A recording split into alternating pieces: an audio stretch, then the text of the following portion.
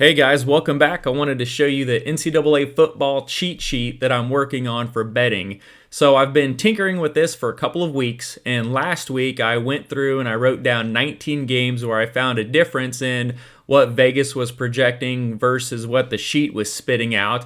And those games went 14-5 against the spread with sides and total, so I thought that was pretty significant to take a look at. So I'm going to go through real quick and explain the skeleton behind it, kind of the bones of what we're going to use. This isn't what the final is going to look like, but it's coming up quick, so I may release a generic version, something like this, so you guys can play with it. There are so many more stats that I can add to the sheet. I'm trying to keep it very basic and not overwhelming.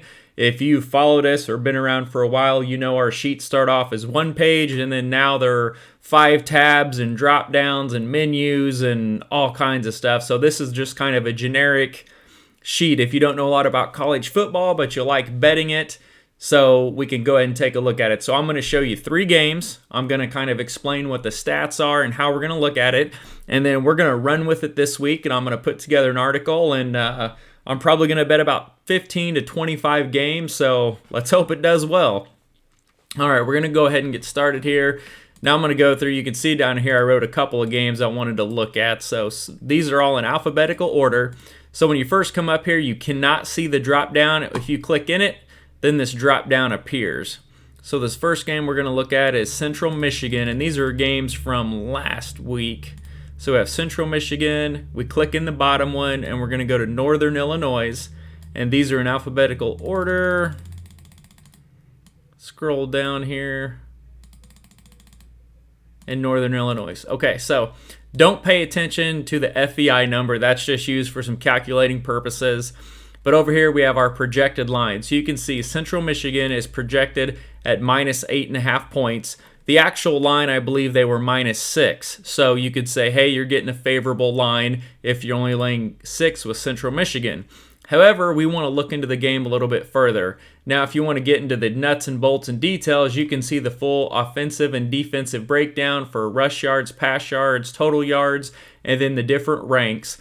And I just color-coded them in the 30s. So like top 30 is green, the bottom 30 is red, and then the middle 30 is split into the higher and the lower. The lower is blue, and then the better one is, I believe it's like this yellow orangish color. So those are the 4 colors. So red bad, green good, everything else is kind of in the middle.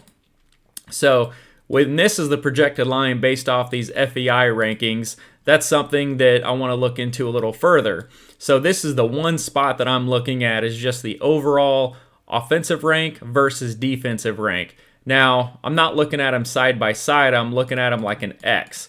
So I want to see Central Michigan is 90th versus the 100th defense. Okay, no big deal. Northern Illinois is 121st versus the 67th defense. That's a big deal. That's going to generate some different statistics and numbers. And so that's what we're looking to identify our gaps in these. So a rough projection model, this is just a basic average. So if Central Michigan is rushing for 210 yards a game and then they're giving up 208, we're going to average it out and say, okay, it's probably going to be about 209. And then we do the same thing for passing, and then we come up with a total amount of yards per game for each team. So if you are playing college DFS, I don't know that many of you are, you can look here and find a team that's going to run a lot and then go figure out who to play. However, this is basically for betting. So some of the very basic sports betting tutorials are your basic yard per point, which is this number here that I'm pulling in, divided by the projected number of yards. So we're doing a rough projection of total yards, and then you have your basic yard per point, and it's going to generate a score.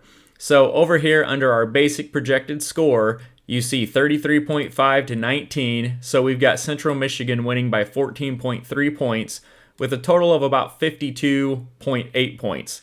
So how we're getting that number is we're taking our 412 yards that we're projecting Central Michigan to have, dividing in the 12.3 yards per point, and that comes up with 33.5.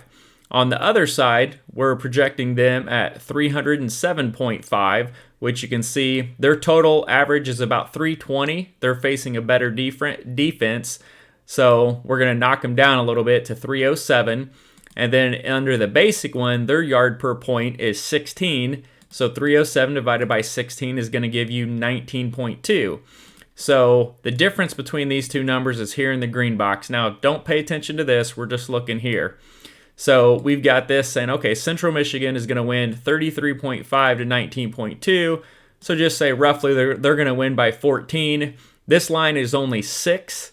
We think it should be 8.5, and our model has them winning by 14. So you can see Central Michigan won this game 40 to 10. This is a game they came out and just walloped, won by 30. So now the problem with this basic projected score is when you get into something where there's a huge difference like this. Now the problem is figuring out how to adjust that yard per point based on how far that is. So for this initial sheet, and the reason I'm showing the yard per point numbers because I'm going to manipulate it going forward. I'm going to go back and see, if we'd have changed it 5% more, 5% less, what does that look like? Do we get closer? Does it identify any additional games that we could have played or bets that we could have made? So what I'm doing right now, if there's a gap of 50 spots, and I may drop this to 40, I may go to 60, I may do it if it's between 30 and 40, maybe you get a 10% bump, but a 10% bump doesn't really change the score a lot. So right now I've got it set at a hard fast. If there's a 50 spot difference, which is huge, it's going to be, I think I got figured in a 20 or 25% jump or decrease of the yard per point. So here, the 90 versus 100, there's no gap there, so Central Michigan's yard per point is 12.3, so it stays at 12.3. And then up here, you have Northern Illinois, their offense at 121, and it goes to 60 against the 67th defense, so that's a huge gap. They're playing a much better defense than what they are producing at. So that's going to take their yard per point of 16, and it's going to bump it. We're going to bump it to 20. So instead of them scoring 16 yards per point against this defense, we're projecting 20 yards per point. So if you see it, if these numbers are the same on both of them, then just know we're doing the basic, nothing changed. We're going to go off this basic model, and the upgraded one will be identical. But if there's a change here, which you can see this 16, we're jumping to 20, we're going to use the upgraded model. And again, that is when there is a gap of 50 spots between an offense versus a defense. We're going to give it a 20 to 25% bump or takeaway to change the score. So over here on our upgraded, we're going to have our same 412 yards, 12.3, still going to be 33.5. And then we're going to have the same number of yards, but now we're at 20 yards per point, which is going to knock them down to 15. So the difference between these two is this offense is facing a better defense, so we're going to take them from 19 points down to 15 points. So now our projected score is 34 to 15. Now we have them winning by 18.2, so this is an upgrade for Central Michigan. So in this model, you could look at it and say, okay, if you just wanted to really generically look, you could look on Vegas and say, okay, Central Michigan -6. All right, we have this projected at 8.5, so -6 is good. And then you come here and say, okay, we got them winning by 14 here and 18 here. So even if you took the average of that and said, okay, they're going to win by 16, that's more than double the spread, almost 3 times the spread, we're going to go ahead and bet them. Again, Central Michigan won 40 to 10. They won by 30. So they covered the spread by more than what our model was. But again, we're not going to get that crazy with it. And then the total, I don't know what the Vegas total was. They put up 50 points, and we had 52.8 and 48.9. So even if you average these out, and I may do one over here that's just an average of these two, it'd be right here in the middle of these. So that was pretty close to what we were looking for.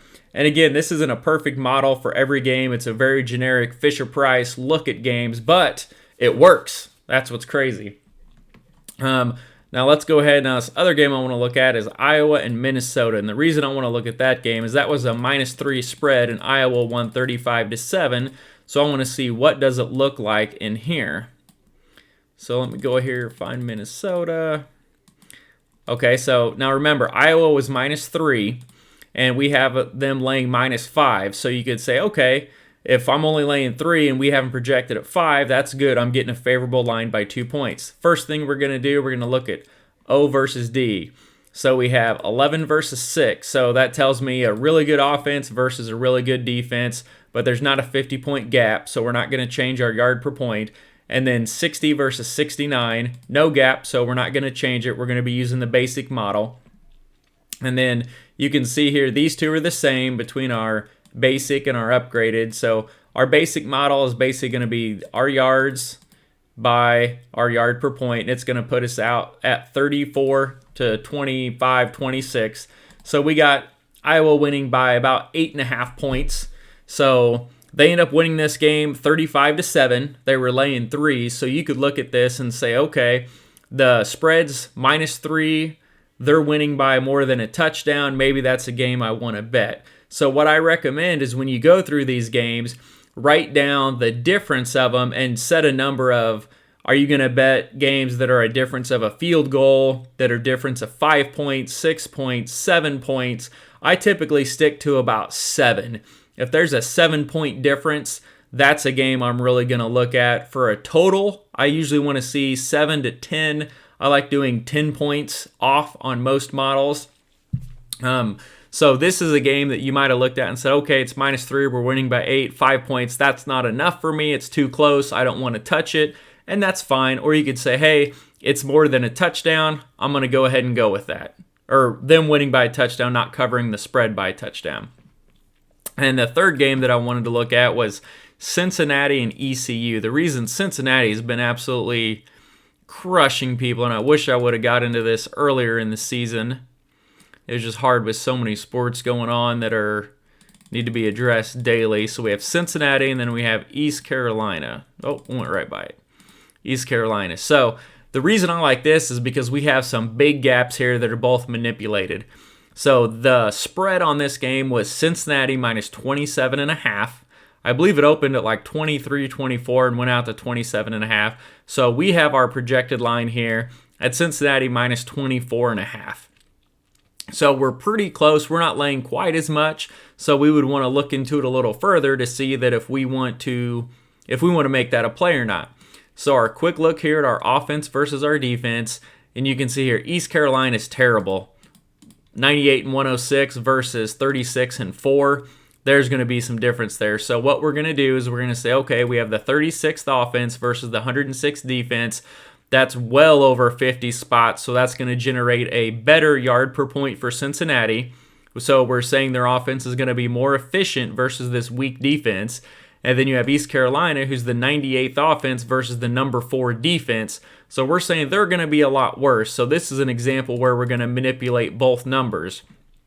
So we come down here, we've got our projected yards, which we're projecting Cincinnati for almost 475 yards, and East Carolina, we're knocking them down from their average of 383 down to 337. And then just a slight bump for Cincinnati. That's already a ton of yards, so it's not going to jump a lot. So their basic yards per point, Cincinnati's scoring at 11.8, and then East Carolina at 14.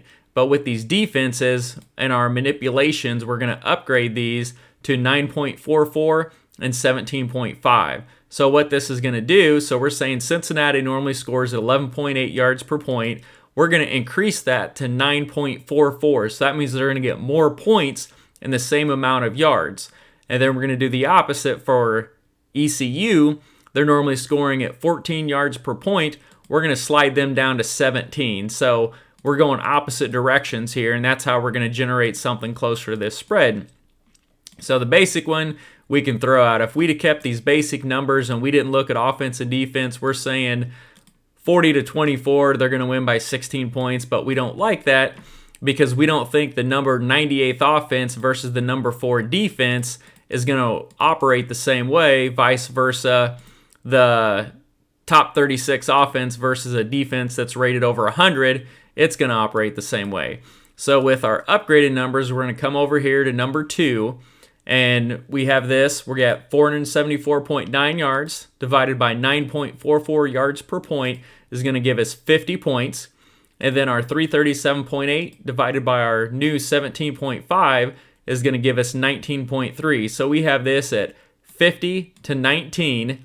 So we have Cincinnati winning by 31 points.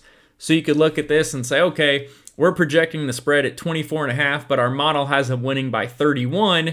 The actual spread by the time you got to your book and you looked at it was 27.5. So if I looked at that and I saw number 98 versus number 4 and number 36 versus 106, I'm probably going to be like, hey, let's lay the 4 touchdowns and watch the game. It'd be a fun one to watch. You could look at this and say, hey, they're covering by more than a field goal the Vegas spread. I'm going to go ahead and go with it. Or if you said, hey, that's not enough of a cover for me, I'd be perfectly fine with that as well. Each person has their own risk tolerance, so I just want you to be comfortable if you're betting with what you're betting. And the final on this game was 55-17. So we're getting pretty close. So you can see the basic model, if you do 40-24, why this doesn't work, because we have such differences. In NFL, it works, but in college, when you have these big teams playing these crap teams, you got to skew something. So by skewing that yard per point, it's going to give us something a little bit more accurate. So again, with just the 50 spots doing the slight bump, we take this from a 40-24 game to a 50-19 game. And when the final was 55-17, that kind of opened up my eyes and said, hey, we're close. We're not right there. So they scored, let's see, what are they, 55, 65, 72 points. And then this model has it at 69.6 points. So we're getting in the ballpark. We're getting close. And again, this is a very generic model to just put stuff together with a slight skew. And I'm going to add some more stuff. I probably won't do it for this week because I still got to do golf. And then I got to get football week 11 ready to go. And then look at Showdown for today and Showdown for Thursday. But if you guys see some college stats that you really like, you can go to teamrankings.com and there's hundreds of stats, and I can always bring them in here and just spit them out on the page and and let you take a look at them and see what you think. But this is the rough shell of what I'm going to post for the NCAA sheet to go through and look at. And I'm also going to sit down and go through all of the games and do an article and show you the differences so we can all track them together. So I would recommend maybe don't bet them just based off of this sheet because there's not a lot of data to back it up. But if you've got a game, like if last week you just said, hey, I love East Carolina, and then you look at this and it helps reiterate what you already know, then yeah, go ahead and bet that game. That would be a fine one. And again, I probably ran 30, 40 games through this last Sunday, clicking through, just going back and looking, and this was the closest manipulation that I could find. So if you have any questions on it, let me know, but I wanted to do a basic video and kind of show you what it looks like, and maybe we'll do a video next week for if there's some Thursday or Friday games, we'll look at them and then kind of see, how they break out. So anyways, that's what we got for NCAA. I'm really excited for it. So, yeah, we'll talk to you soon. See you in the chat.